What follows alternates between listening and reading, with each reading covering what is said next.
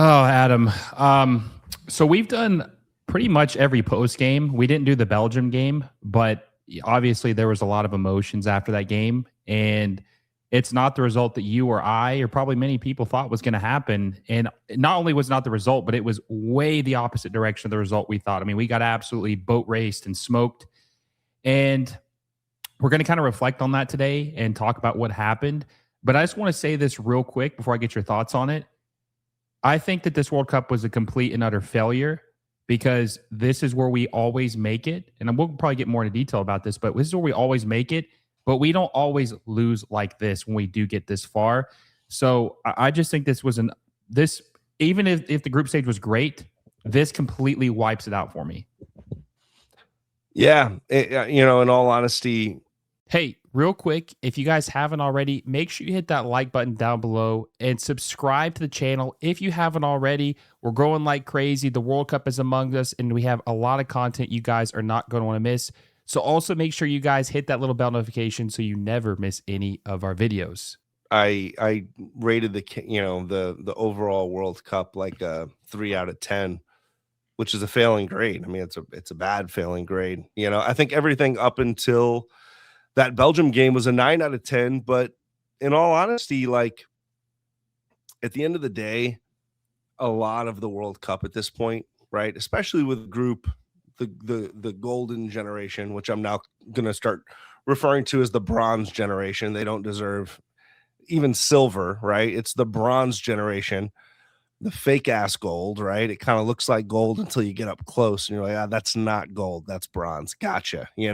Like the bronze generation, this was supposed to be their moment to at least show up, man. Show up to the biggest game of your career. How about it? Copa America, pretty big tournament, pretty big opportunity. Bronze generation, no show. Netherlands, last World Cup. Okay, you're young. They still no-showed it. They no-showed that game. A lot of excuses. We're tired. MMA got ran to the ground. People like you and me supporting them a bit and saying, Berhalter didn't manage this well. Dude, they rested the last group stage game. They got the rest. They were more rested than Belgium. Like, there is just no excuse for that level of performance. And it wasn't like they got unlucky, right? It was from basically the jump, right? We weren't winning, but we just weren't winning balls. We weren't winning second balls. And the shot they got off early, I don't know, it was like the first minute, right, was really an epitome of a lot of the game, which was just like it was a scramble situation. And are we going to go get stuck in and go win a ball or go contest a shot? And we don't.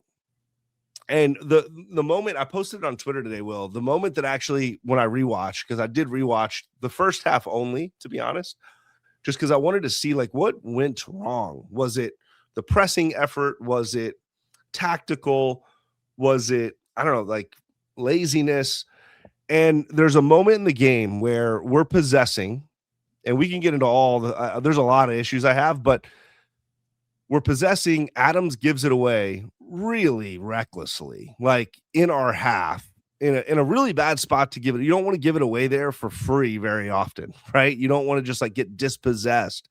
And he's just trying to do too much. Like there's just simple passes to be made to like break through Belgium's pressure. And he tries to do too much as a player who can't. This is what we've been saying about Tyler Adams for a long time, right? And, people have backed him. And I love Tyler Adams in a lot of aspects, but this is the reason. And it's like, okay, well, now what? He tracks back. He gets absolutely roasted 1v1, right? He also doesn't have a ton of other guys around him supporting, right? The guy just rolls into the 18, and I think Tielemans is like wide open at the penalty spot, and he whiffed it. Luckily, that should have been a goal, though. I mean, I feel like for Tielemans, that's a goal 8 out of 10 times, and for some reason he whiffed it. And McKennie didn't track back at all. McKennie was like half jogging.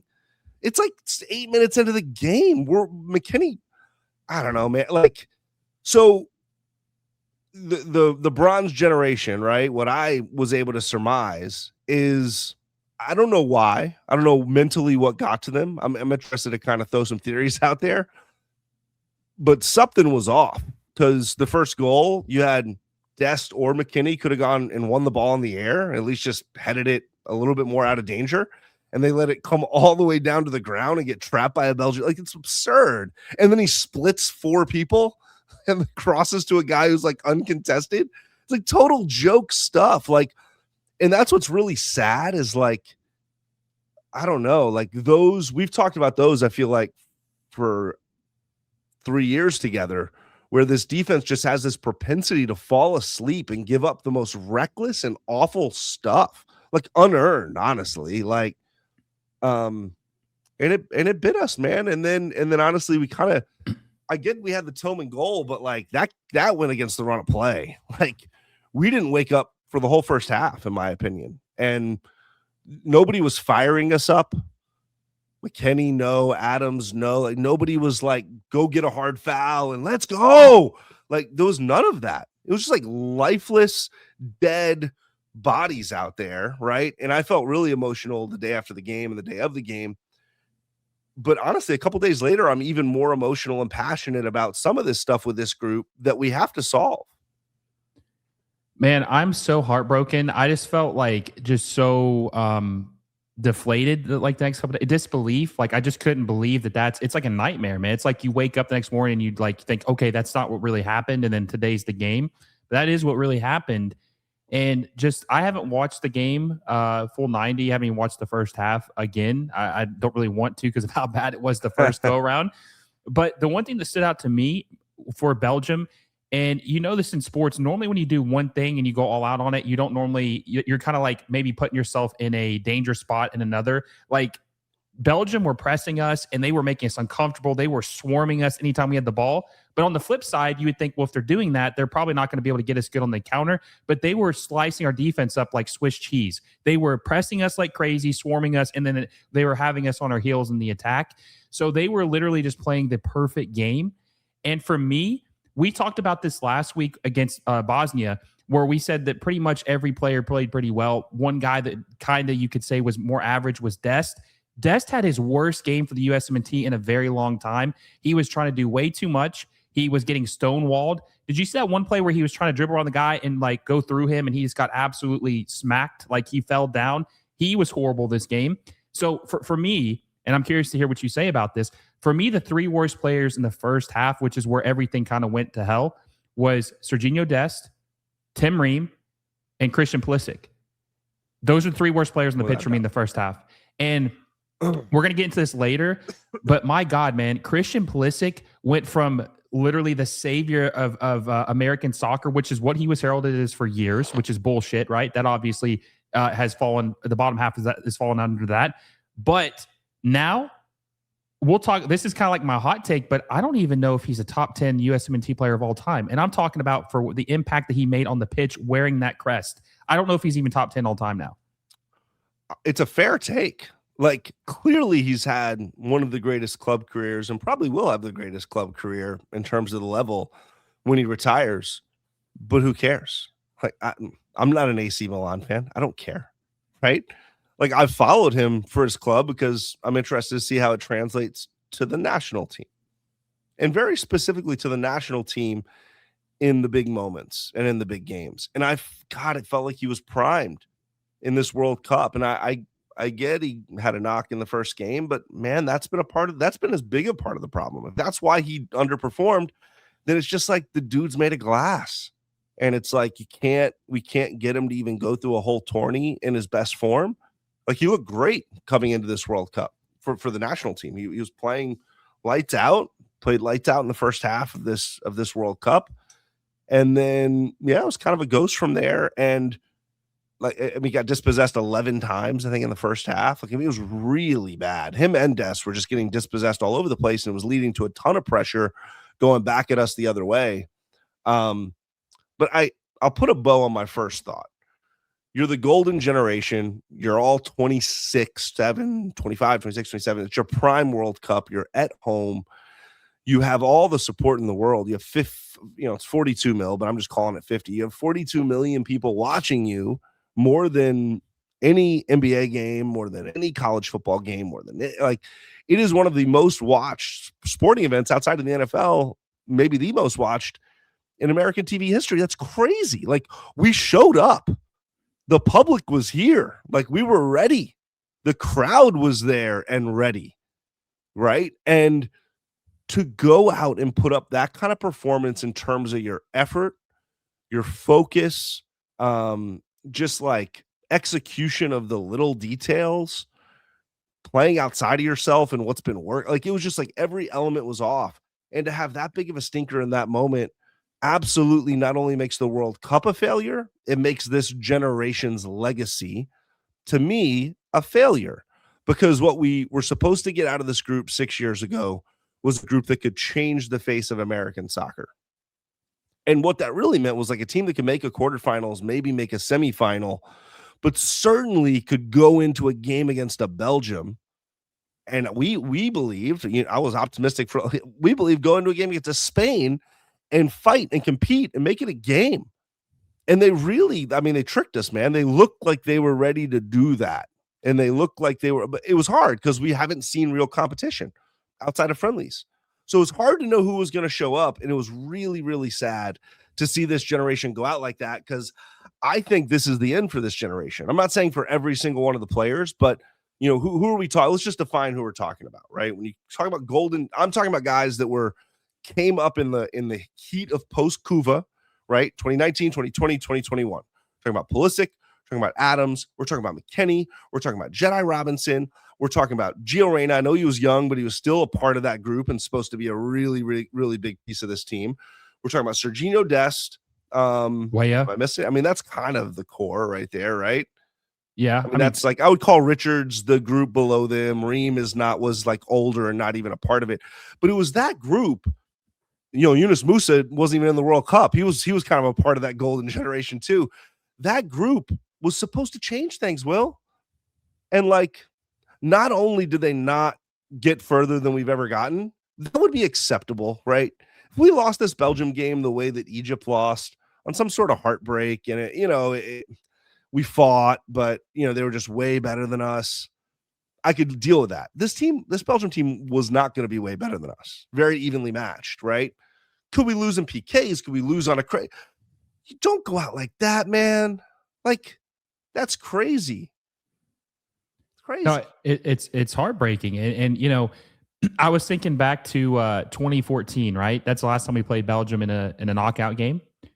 Everyone was in their prime on that team. Courtois, De Bruyne, Lukaku, Eden Hazard. Like, that team was stacked. On and on. And Vincent team Kompany was loaded. It's doing great center backs. Great, yeah. And we lost 1-0. This game, they have a bunch of older dudes who 2-1, right? 2-1. Was it 2-1? I thought it was.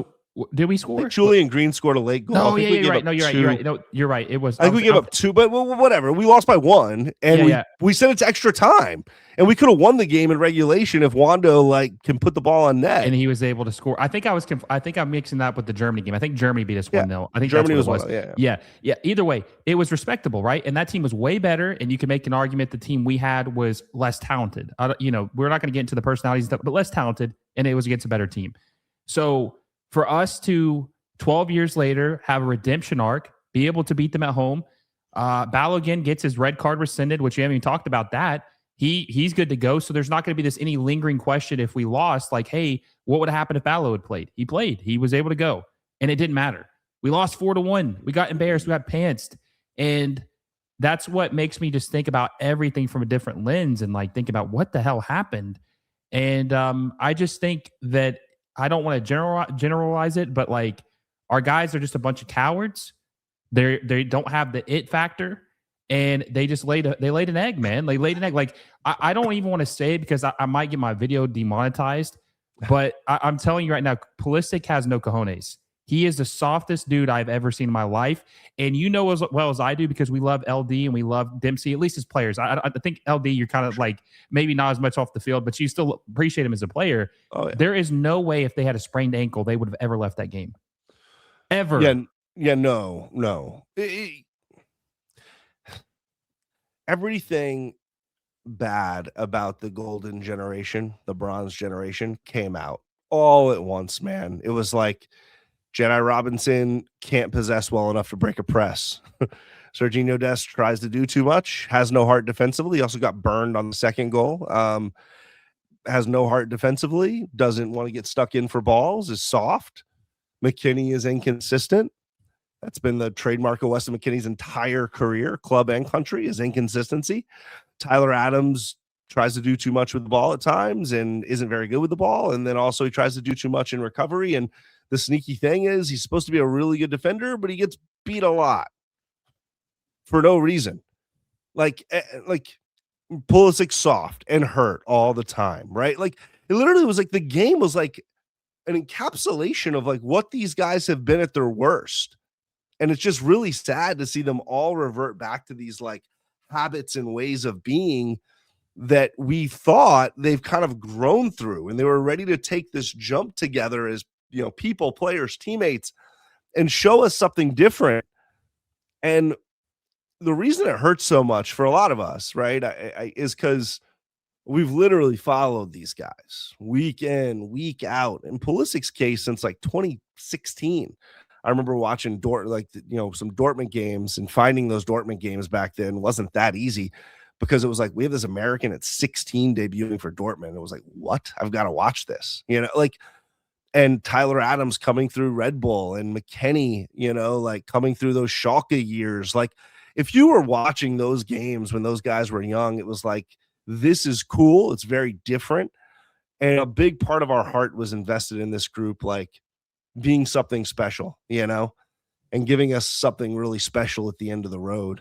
And even if they didn't give us something special and they just went out with a really hard fought game, it would be disappointing, but I wouldn't feel as angry at them, you know?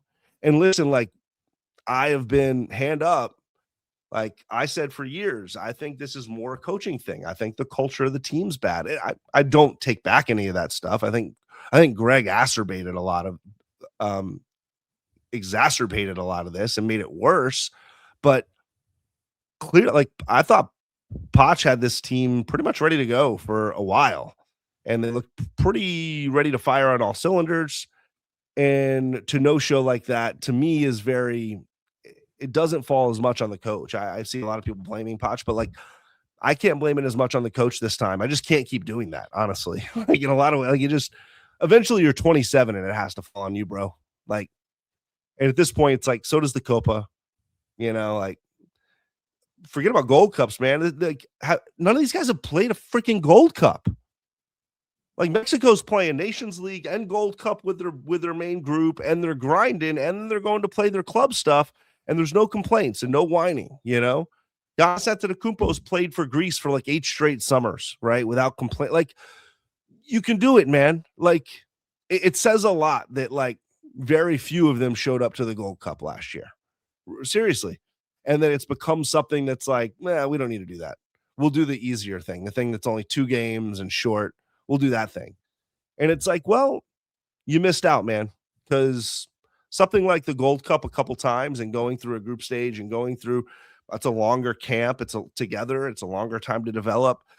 It's really sad to me. Like none of those guys even cared to go to that. In retrospect, it looks even worse, right? Because it's like, that's where we could have like cut our teeth in the fire under Poch. I was texting a former national team coach after the game, and we were just talking about, I was asking him what he thought about what went wrong and, you know, why did this happen? And he said it was because he believes that we haven't played anyone serious in a long time. We had no serious games that mattered, and we just don't challenge ourselves. So the way that I was interpreting what he said was everything we had seen up until this game was a facade. It was a mirage, and that we got exposed when we played someone that was actually of good quality. Even if Belgium's not what they once were, they're still decent. Like they're still a very good team. Oh yeah. Oh, it's a good team. Yeah. So that we got exposed. And to your point about Berhalter exacerbating and kind of like bringing out the worst, I think that some of these bad habits, as much as coaches try to break them out of them, are just so embedded in these guys because they had probably like 6 or 7 years under Berhalter, and it's just really embedded at the core of these guys. And we're not going to see a difference until we get these guys completely out and we go with a new generation and start from scratch. All the bad habits are completely formed in these guys. And you know as well as I do, Like when players have bad habits and they're really locked in, they've done it for so long, it's almost impossible to break them out of it. I mean, it just is. If an NFL quarterback has accuracy issues, he's probably not going to fix it at the end of his career. Like he is what he is at this point. So I feel like just the way they carry themselves, all these bad things, it's not going to change. And we're just going to have to hope the next generation is better. But, the good thing is, though, is it did show us that coaching was holding us back, because even in those group stage games, we saw a team we have never, ever seen before in our lifetime with the United States, ever. And, I have seen people trying to scapegoat Poach for this game. We've seen him 4 games into this tournament play very well and do as well as he possibly can. So his body of work is too good to blame him for this loss. Like if I had to separate the performance, you said you give it a 3 out of 10.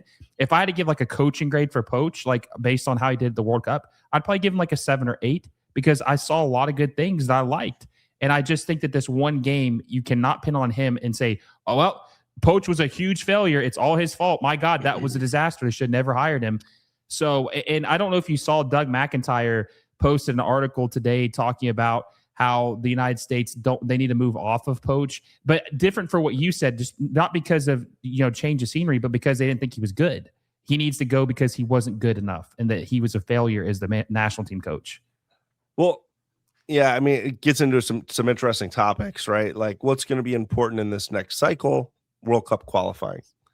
I posted a couple days ago that I didn't want Poch to do a second cycle because I just don't believe in second cycle managers, and I'm super worried about his motivation, the guy's motivation.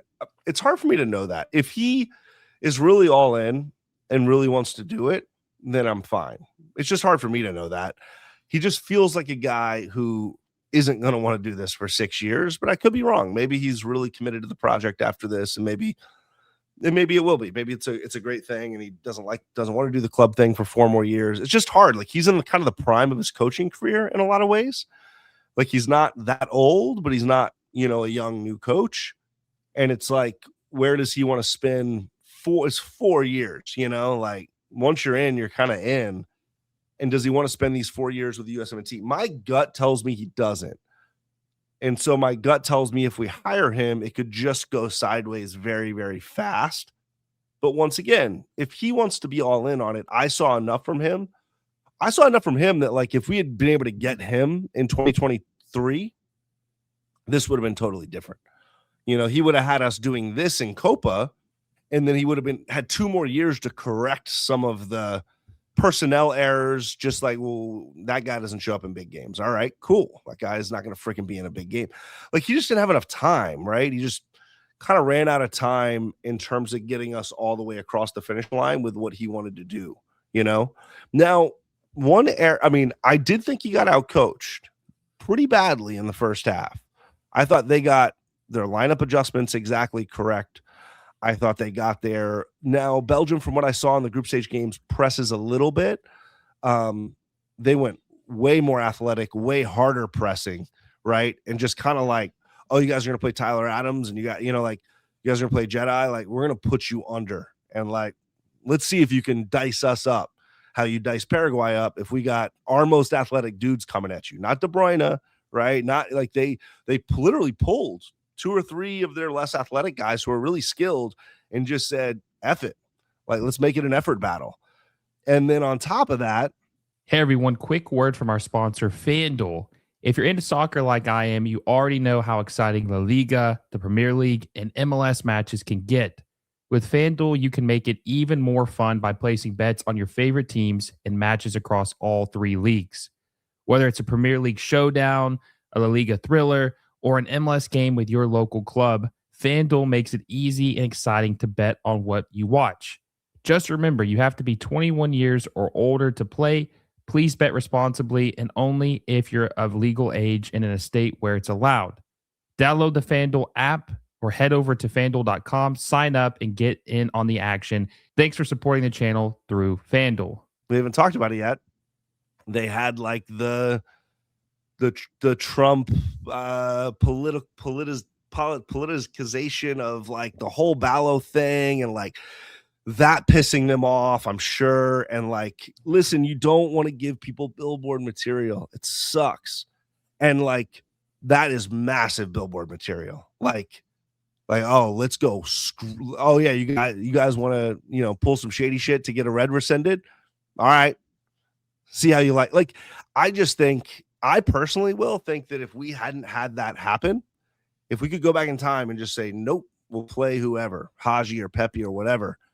I don't think they play that hard personally. I don't think they have that level of chip on their shoulder personally. I don't think like whoever, Tim Howard's remark, I don't think any of those remarks hit like that. That situation is like the ultimate, all right, we're going to do it for the whole continent. The whole continent is with us on this thing being BS. And I think for our guys, and it shouldn't be, but for our guys, I think it did the opposite. I think it was a big player in our guys' mindset because they're soft. And so as soon as social media turned on them and the soccer world kind of turned on them at large, half our fan base was turning on it, right? Like literally, like I have like there were a bunch of Americans like, I'm not even going to cheer tonight for America because of that. Like it brought this whole political thing that exists in our country right now that's gross. You and I have talked about it offline. It brought it all into like the heart of this game. And like it just polluted it in a way that I don't think Poch was able to get us up and ready. And it happened so quick and so soon before the game that it's almost like it was like 24 hours before, right? Or a little bit more. It was like, literally the day before. Like, oh my God, everybody hates us. Oh my God, should we be doing that? I'm sure our guys were like, should we be doing this? Wait, what happened? Wait, Trump was like talking to Infantino for like who? What? Those guys are living on their phones on social media, man. That's just how they are. Like, should it cause them to have that level of effort? No, that's so soft. But I think it did, honestly. I really do. I think it was a big player in us, the level of underperformance we had and the level of like high energy and effort that Belgium had. And I think it might have flipped the game, dude. Like, I think no Ballo, I think we have the edge. I think we have the energy edge and the motivation edge. I think we're like, oh yeah, you want to give our guy a red like that? And so F it. We're going out and playing for him. And it just kind of took that away. Like I could have seen us having like a crazy edge based on that. And Belgium kind of being on the back heel, like, ooh, their best players out. Like, are we even winning this game legitimately? Like, it just takes all that stuff out. It's just it was so ugly how it all went down. I was so pumped immediately. And then over the next 24 hours, I was like, I don't know. How is this going to impact this game? I was really worried. And I think didn't impact. It wasn't a 50% thing, but I think it was a 10%, 10%er. And that's a big deal. Well, to your point, I think also, our guys being soft, seeing what everybody said about them on social media. I also think that because they had Ballo back, they thought they had this arrogance of like, well, we got our striker back. We're definitely going to win now. Like, there's no doubt we're going to win now. We've won every game that he's played and started. We're definitely winning this game now. So, and I think that they just were ill-prepared. They were overconfident, and they got punched in the mouth. And listen, man, this is the most embarrassing group stage game that I've ever watched for the national team by far. And keep in mind, the Netherlands game had a worse coach. You could argue the Netherlands are a better team. When I'm saying the Berhalter's worse than Pochettino, so we had a worse coach in 2022. Netherlands were a better team in 2022 than the 2026 Belgian team, and we lost 3-1, and it was in Qatar. And we were like the youngest team in the World Cup, and like all debutants, right? So yes, young and experienced, all that stuff. We were experienced. We had a better coach. It was at home. We were playing a weaker team, and we lost 4-1. And I want to talk about one specific player because we haven't talked about him enough. Man, we have to talk about Tim Ream. That was the worst performance I have ever seen someone play with in the United States national team jersey. Worse than Miles Robinson. You could argue he was at fault for all three goals. The first goal, yes, Freeman idiotically hit it in the air and Dest McKinney didn't go for it. But if you watch the replay, and I shared this on Twitter, Tim Ream is ball watching and lets the through ball. It was bad. That was terrible. Then the second goal, he got outmanned on the header. He has a vertical jump of -2. When he jumps, he sinks further into the ground. He got beat on the header. And then the third goal where Matt Freese I don't know what he was doing with his feet. Now, Matt Freese is also to blame for that goal, Adam. But the striker barely hit it. It wasn't like a powerful strike. He barely hit it. And Tim Ream whiffed on it, which he did before in another game, and it went through. He should have been able to clear that easily with there was no power on that shot. So Tim Ream, you could argue, single-handedly gave Belgium 3 goals. Now, he had accomplices with that, but he was at the center of 3 conceded goals in that match. And we knew he was going to be a problem. You and I talked about this before the games really started going and like it became more serious, that a team that's good, that wants to beat the United States, exposes Tim Ream. Belgium did that very effectively, and they smoked us for it. For sure.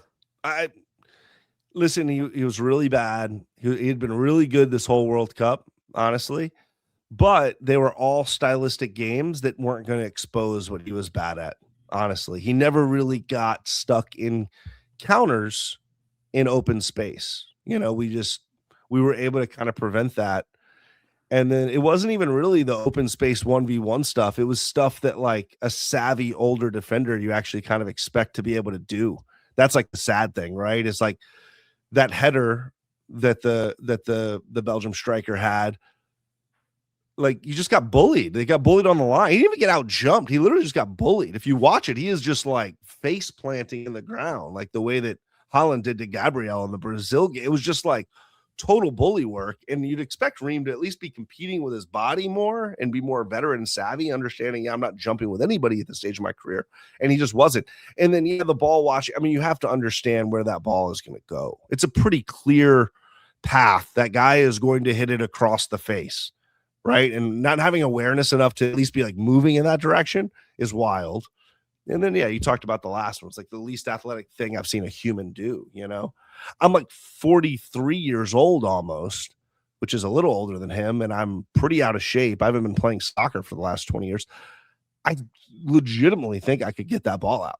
Like, I think if you put me in that spot, I think I'm at least getting a foot on the ball. I'm coordinating. Like, it was rough. It was rough. I mean, it was the type of performance that we saw all the time under Greg Berhalter, where it was like everybody played bad, you know?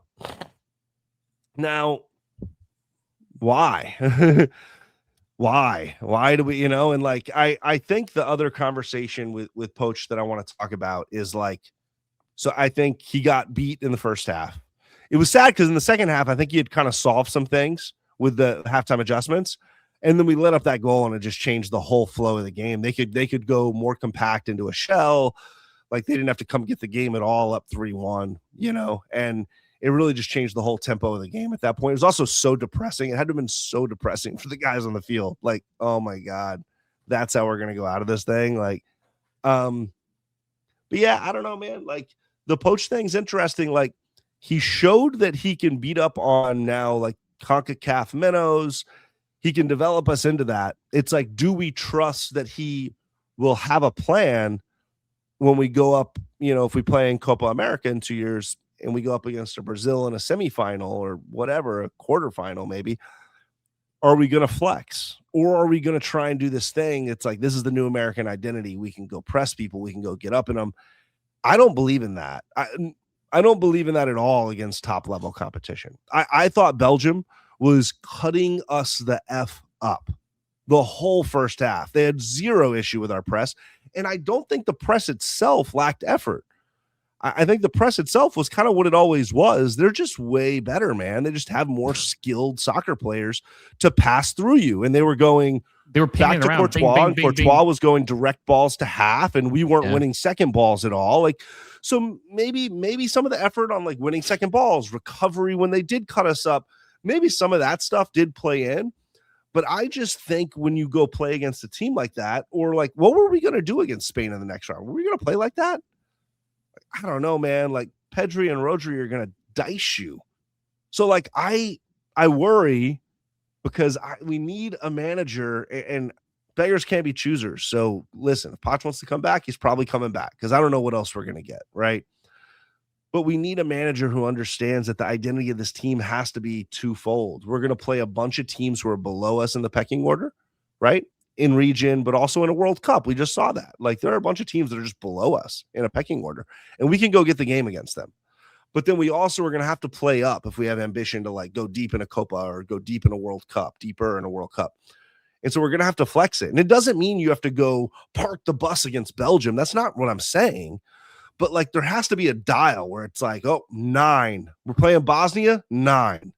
Oh, we're playing Belgium, 5, right? Oh, we're playing Spain, 2.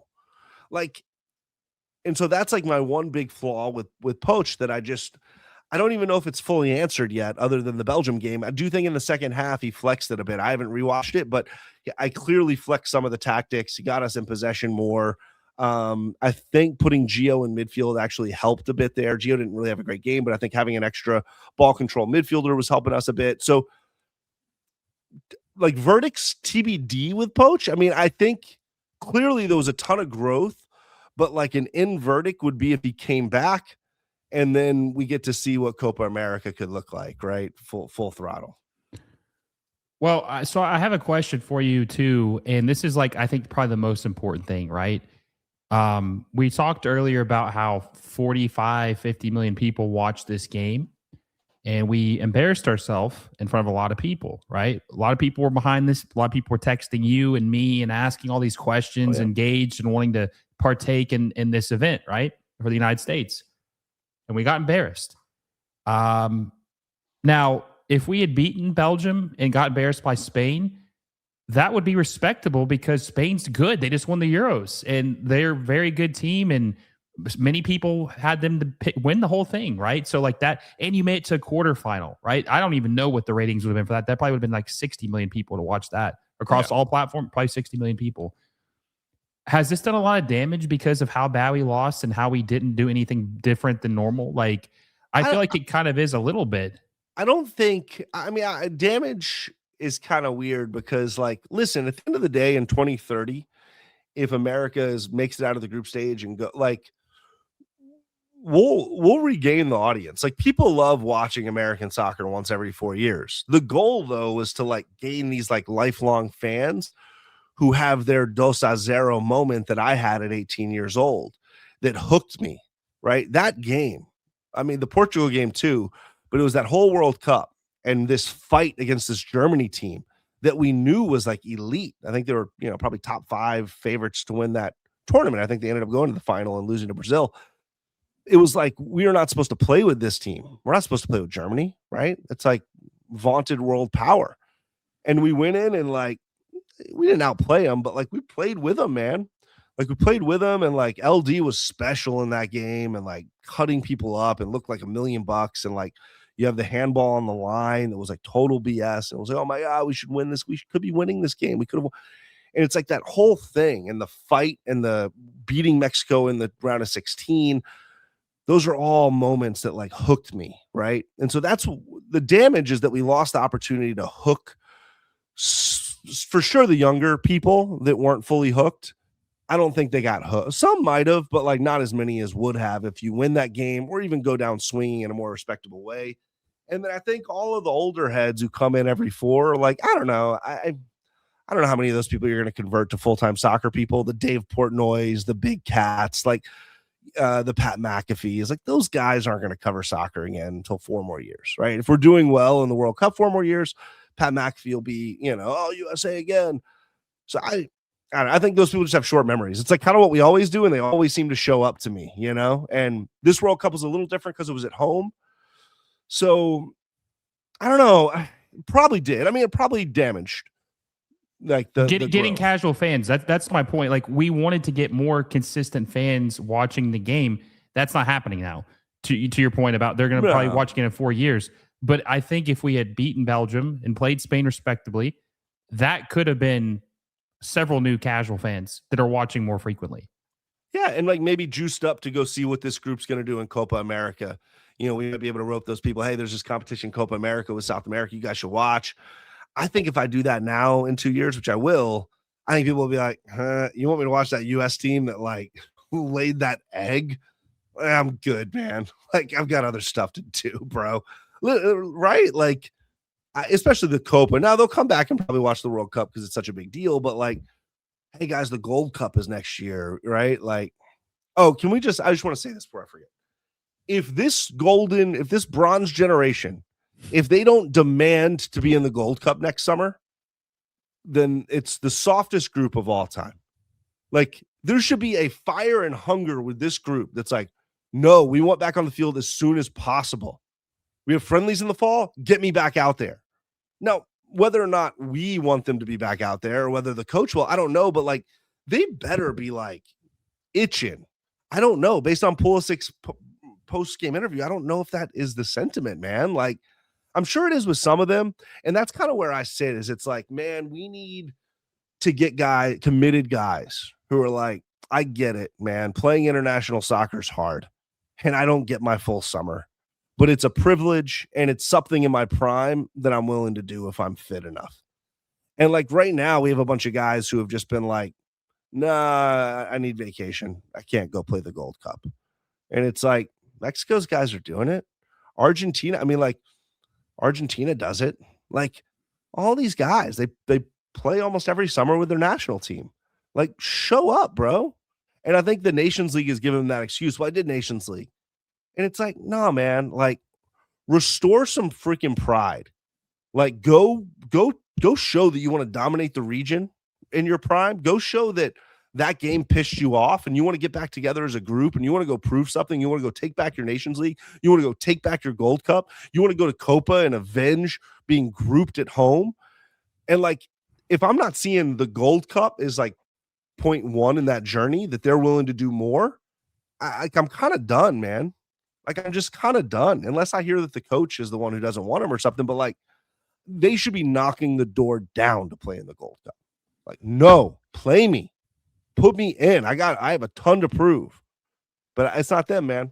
So what we got to do is we got to figure out who in the group has that, right? I don't think you dismiss the whole bronze generation, right? I just don't think you can. There's enough good players in there, but I think you need to figure out.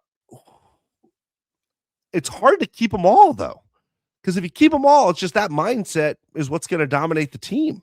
Because there's enough of them that it's like, well, we've been here 10 years and this is how we do things. And it's just complacency. So I don't know. I think some of them need to be cut off.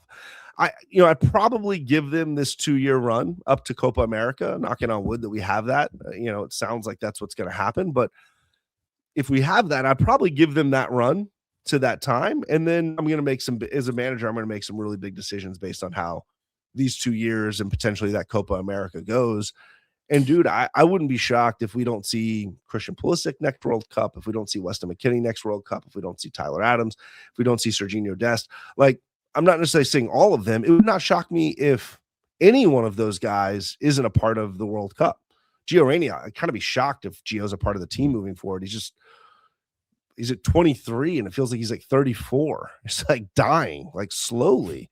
Not slowly, quickly. Like, it's like over before it begins. It's like really sad, man. Tim Weah is another one, right? It's like Tim Weah is pretty young. It's like, God, the guy feels like he's ancient and it feels like his best soccer's behind him. So we got to like move on from some of those guys.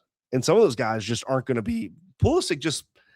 I think the wear and tear is going to get to him. McKinney's never really taken care of his body. I don't know if he's going to be like physical shape enough to like go get it next World Cup. Adams has always been banged up and he just plays a really physical style.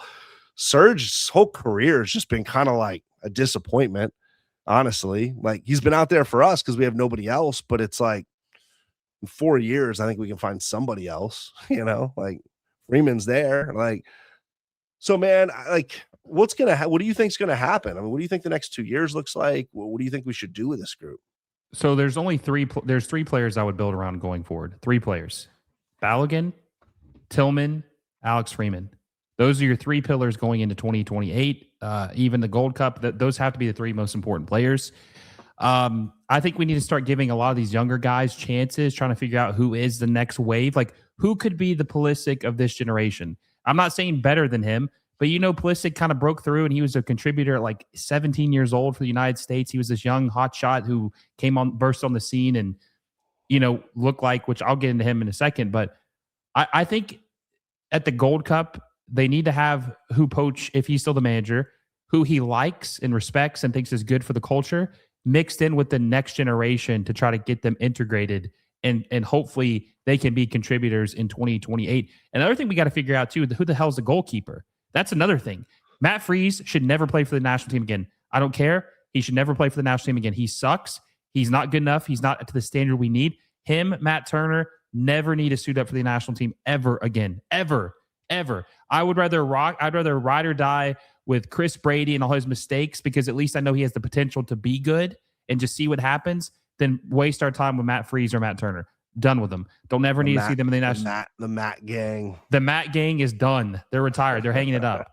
I would add real quick. I would add, for me at least, and I thought he was very good in the tournament overall, and I think he's just by far and away our best center back. I would add Chris Richards in there, simply because also, like, no matter if you love him or just like him, we don't have anyone else, man. Like, no, we're going to get Banks to commit. Cool. But like Richards kind of has to be a staple at this point, and we need him now. And he's like one of those guys. Like, I just wonder how muted certain voices have been, because the dominant guys are the ones who have been around 4 or 5 more years than a guy like Chris Richards or a Tillman, right? Like, for Tillman to grow into a leadership role, he can't keep coming into every single camp. And it's like, well, Pulisic's here, McKinney's here, and like all these guys are here because you naturally take a back seat, right?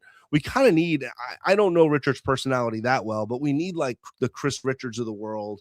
And we need the Ballows, who really had a great showing, not just on field, but like all the off field stuff, how he handled the red, and like what the Belgium coach said about him. And just like his message post World Cup was opposite of Pulisic, right? He was like, I'm sorry for how we showed up, and like it's inexcusable. Like, his message was great. So he even seems like somebody who, like, we want to start to not just build around on the field, but like build your team around from a personality standpoint, right? Like, who are those personalities that it's like, we need Sebastian Berhalter to be more talented. Like, we need guys like that. We need, like, he did show heart, by the way. He showed a lot of heart. Yeah, you don't know where I'm from. You know where I'm from? Like, we just need some dogs to become the lead dudes. And the problem with the bronze generation is when you put them all in the room, they're naturally everybody's going to kind of go, well, that's Christian Pulisic. It's like, like Tillman, fuck Christian Pulisic. Sorry, F Christian Pulisic. F that dude, man. He hasn't showed up in a big game ever, man. You're Tillman. You have 2 goals in this World Cup that are bigger than any Christian's 2 free ever. Kicks. Yeah. Like, I don't know. Like, I just, that attitude, we need to build something in the next 2 years that gives more leeway for those guys to start to lead, have the team become their personality. And like you said, find the young guys that we can start to integrate in that can push guys, and I'm going to throw names out there, but obviously I don't know if these guys, are they going to be ready or are they not? But like, we need Tyler Adams to look over and start to see like, oh, coach is like really bringing Johnny in a lot now, and like, seems like he wants to do with Johnny what he did with Tillman. Now you could even go younger with the Gozos and the Cavins and the Mehmetis and who am I missing? The Dortmund kid. Name slipped me. Sorry, dude. I'm on like no sleep. No, I got you. But either way, a lot of young prospects who could be, pushing. I'm really, speaking of Mehmeti, I'm a really big fan of Mehmeti. I love what they're obviously doing with the Red Bulls and all these kids. I'm excited to see what they can do for the national team going forward, right? Mathis Albert. Sorry. Mathis Albert. Yeah, yes, I mean, I literally watched him all last summer. He's so good. He's probably the best of them right now, and the guy that I look at and go, okay, that guy probably has a path to the first team that's a little bit different.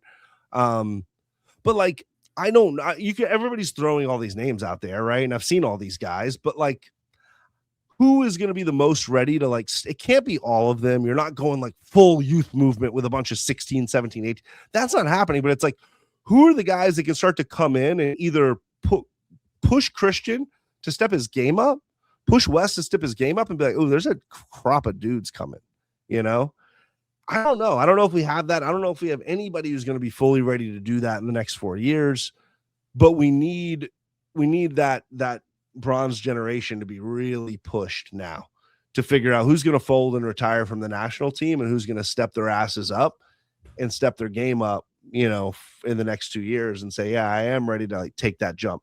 Because right now their legacy is just dead, dude. It's a dead legacy. It's an awful legacy. It's sad. Like, they made 2 round of 16s, but it's like the legacy is just gone. Like, you go out like that in a group game, you get grouped at home in Copa America. Oh, like, I'm never going to think about this group unless they do something really special next World Cup which is just so improbable because it would need to be a lot of them too. So it would need to be like a lot of these guys make the next World Cup and they do something special and flip it and flip what I think about them. That's improbable, though. In my opinion, we're going to look way different next World Cup if we're doing anything special. Like, we're going to maybe have a couple of these guys lingering around and helping out and being guys that are still good, but it's going to have to be new personalities that lead this team. No, it is. And it kind of leads me to my next point because I really want to talk about this and it needs to be said more about Christian Pulisic. I mentioned this earlier in the show. Adam, when you and I were watching him at 17 years old at Dortmund and seeing what he has done or he was doing, we'd never seen that before for an American player. And we thought to ourselves, man, when this guy really develops and he plays well, he's going to be the pillar of the future of American soccer. Like there's no telling where he can go. Like his potential's endless, right? He is like a crown jewel prospect. And we thought that as things went on in 2026, him being 27, 28 years old, having the World Cup at home, him playing at AC Milan very well, like at some points looking like maybe a top 5 player in the entire Serie A league, right? All these things culminating, we were like, man, this guy is just, he's got it. He has never showed up or had a big moment for the United States when it mattered in a game against a good opponent, ever. And this is he's 28 years old. He's been playing for the national team for 10 years. This isn't like it's his third year. It's 10 years of work, 10 years of a resume. He's done nothing. In 2010, Landon Donovan was the same age as him. He scored the game-winning goal against Algeria to help us not get grouped. When has Christian Pulisic ever bailed us out, ever, in a meaningful game? Ever. Iran is the one that you could point to. He had the winner there. I think the bigger thing for me is that with the national team, at least, you can't really point to anything after 2023 that's like mildly special, in my opinion. Like, I think he also Nations League 2023 might have had like a goal and an assist or something like that. He had like a nice game in that final, but all of his moments are 2023 and before. The Iran goal, the Mexico moments. He had a hat trick, I think, against Panama to clinch qualification. Like, he has some moments. They're just so long ago now, man, that they kind of have faded as like mattering. And it's because, honestly, it's like he's supposed to matter the most now.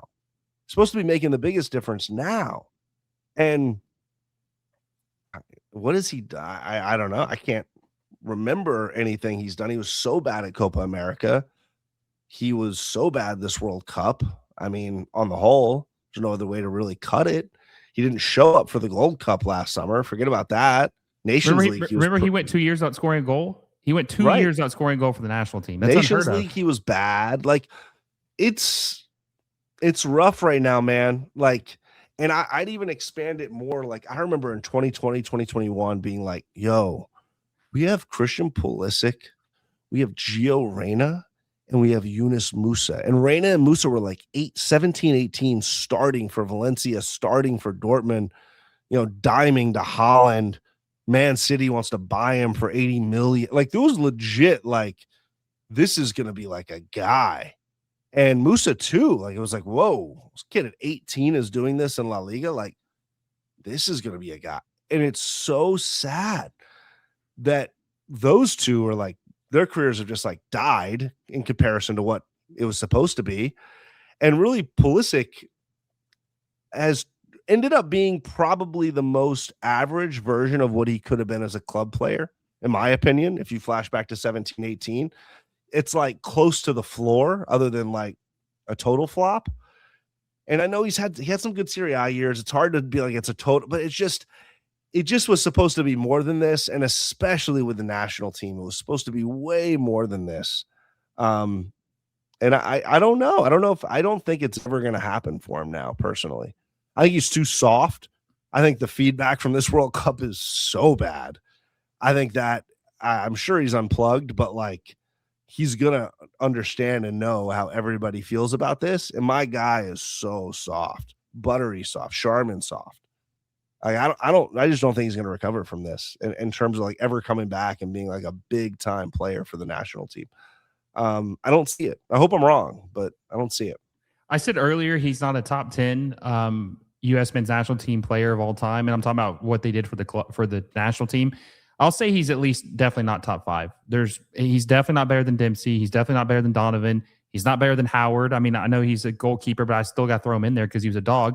I don't think he's better than Jermaine Jones. Do you think that Pulisic has made a bigger difference in the national team than Jermaine Jones? It's close. I mean, you're starting to get Jones wasn't with us that long. You're starting to get into the realm of kind of where probably has some similar level of impact. Yeah, I mean, you've got a bunch of guys from like the 90s though who we're not thinking of, the Wijnaldums and like the Tab Ramoses and the Claudio Reynas. Parks. Like there's yeah, you can keep going. There's a bunch of guys who had more of an impact than Pulisic had, who, you know, didn't necessarily have the club careers that kind of mirrored Pulisic's, but like national team wise, you know, so many of those guys had more impact. Hell, even Brian McBride, right? Right. Oh, McBride's another great one, right? We're missing guys, honestly. Like we're not naming guys, but like I don't think it's like crazy to say that if Pulisic retired from the national team today, I don't think it's crazy to say would he be considered a top 5 national team player. Like I don't think you could put him in the top 5 right now. He just hasn't done enough for the national team. Like, what's his legacy? What is his like golden moment that we're going to remember him by? It's going to be this, and it's not a good moment. Yeah. If you force me to remember a positive moment, it would honestly, it would probably be like the combination of top Ben's PK against Mexico, followed by the man in the mirror 2-0 World Cup qualifying win against, like those happened, you know, I felt like they happened within the same year. I can't quite remember, but they kind of happened back to back ish. And it was like, yo, this guy is big game ready. Like he's going to be a dude who steps up in moments. Give me the ball on a big PK. I'm going to have some ish to me. And like, I'm going to go score against our rival and I'm going to pull up like F it. And it just never showed up anywhere other than Mexico. Like that was a nice goal and laid his nuts on the line against Iran. Like, yeah, like that was a nice goal and an important goal, really big goal. And I don't know if there was anything on the back end of that, we would remember that stuff more fondly. The problem is the last 4 years have gone really bad. No, I agree. So this is very disappointing. Obviously, this is not the conversation you and I wanted to have a couple days ago. I wish it was more positive, and you know, I wish we had beaten Belgium and got a chance to at least play Spain. Do you have any final thoughts before we conclude this? Because this will probably be the last national team video we do for a while. I mean, any final thoughts? I'm really interested to see. I mean, my one final thought is we have to make sure whatever we're going to do with manager, whether it's Poch coming back, whether it's someone else, we've got to act as swiftly as possible while also being diligent. And I know that's like hard and runs juxtaposed, and our job maybe necessarily isn't the most attractive, but like we can't go have 4 people manage this team in the next 9 months like we did last time. We can't go kind of like iffy, wishy-washy and like go hire like Bruce Arena. Like, I know we're not going to, but like, you know what I'm saying? Like you can't go hire some retread that's going to be totally, you know, like that's what Berhalter was just like, nobody really wanted him at that point. It was like it was done and you kind of hired him back. We can't go waste 2 more years, right? Like we have to have whoever it is needs to be on board as quickly as possible. I'm okay with an interim through the fall. Like I'm okay. If you want to give yourself the fall, that's acceptable to me. Make sure it's one interim. Make sure that one interim is committed all the way through this time so we don't have to shuffle 3 different interims. And find the right person and get them in with, you know, a 1.5 year runway to Copa America and the full cycle to develop, because that I think we'll never know the full impact, but I think it's massive. I think the first 2 years of this cycle just being like not only a waste, but just all over the place. We were all over the place as a national team. And as an organization, it's like, are we hiring this guy? Or are we not? Oh, let's bring that guy back. And then it just ended up being like the most blah thing of all time. And clearly it wasn't going well. And guys weren't very motivated and weren't getting better and progressing. And then by the time we hired a real coach, we just didn't give them very much. I'd like to calculate how many camps Poch ended up having. It wasn't that many though, man. And none of his best players wanted to do Gold Cup. Didn't help at all. Like, I think my thought was, we'll get everybody for Gold Cup to prep for the next summer. And all of our guys are like, no, I got to go take care of my club. Oh no, I can't play And the because rest of the World Cup. I haven't had time off. And it's like, well, now he didn't get gold. Who was in the freaking Gold Cup roster, bro? Ajima, like who's on that team? Tillman and Richard. Like, there were a couple first team guys. It wasn't many though. Like it was a lot. Jedi didn't play. Des didn't play. McKinney didn't play. Ballo didn't play. Pepe didn't play. Pulisic didn't play. It was like maybe 2 or 3. So like, but yeah, right. To my point, he gets Gold Cup, which is like the one really big stretch that you have to work with the team. He doesn't even get it. He's still kind of managed to like flip the script and like get us playing good soccer. But just imagine if all of that stuff happened with a manager in 2023 and 2024. And imagine if what we just saw, which isn't shocking, right? Given like the deeply held habits these guys have. Imagine if this happened in Copa, right? We don't get grouped, but we get punked in a knockout game, right? Now that manager has 2 years to solve for that. 2 years to figure out why, 2 years to replace the personalities, 2 years to grow that group into being able to handle that moment. But because of the way we went, it all happened 2 years too late, And so once again, no matter which way we go, it has to be somebody for a full cycle. And God, it really has to be a competent manager. Like we can't go back to the Berhalters and the, no offense to MLS Moves, it's an MLS Moves channel, but like we can't just go back to like the retread MLS guy because they're from MLS. And like if it's the right guy, maybe the right guy is in MLS. I'm not going to say they're not, but like it has to be the right guy with the right vision, going to garner the right level of respect. And to me, that's the biggest thing that's going to happen in the next 6 months. Way bigger than the camps, way bigger than anything else. It's like, who is going to manage us, and can we get the right person?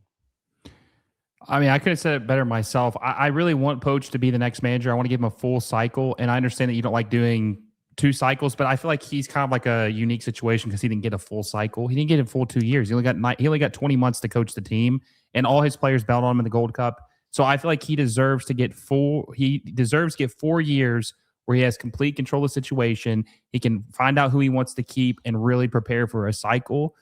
And then we'll just see what happens. But man, listen, I'll finish off with saying this. I was just like reminiscing about the Gold Cup last year and just thinking about where we are now. And I'm just so disappointed.